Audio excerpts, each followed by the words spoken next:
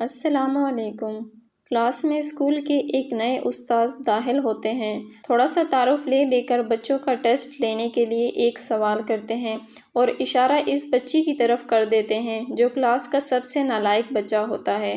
استاد کا اشارہ دیکھ کر کلاس کے دوسرے بچے ہنسنے لگتے ہیں کہ استاد جی نے جواب دینے کے لیے اٹھایا بھی تو کس بچے کو، لیکن استاد تو پھر استاد ہی ہوتا ہے۔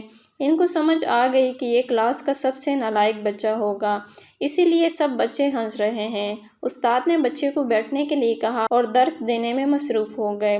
چھٹی کے وقت استاد نے اس نالائق بچے کو اپنے پاس بلا لیا اور جب سب بچے چلے گئے تو استاد نے اس بچے کو ایک سوال دیا اور اس کا جواب بھی لکھ کر دیا اور کہا کہ اسے یاد کر لو اور کل جب میں کلاس میں سوال کروں گا تو یہ جواب تم نے مجھے کلاس میں دینا ہے۔ بچے نے وہ سوال اور جواب یاد کر لیا۔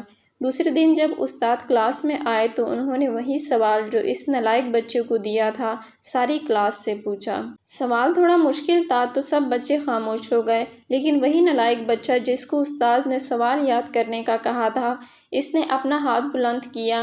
میں اس کا جواب دیتا ہوں۔ سب بچے جو کل ہنس رہے تھے حیرانگی سے اس کی طرف دیکھنے لگے۔ استاد نے اس بچے کو کہا، ہاں جواب دو۔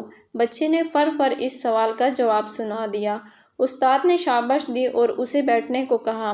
اب اس نالائق بچے میں خوشی کے ساتھ ساتھ خود اعتمادی پیدا ہونی شروع ہو چکی تھی۔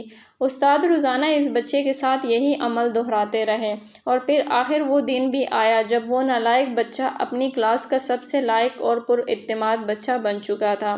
سبق: بچوں کی نفسیات سمجھ کر اگر ان کو ٹریٹ کیا جائے تو برا بچہ اس معاشرے کا قابل فرد بن سکتا ہے۔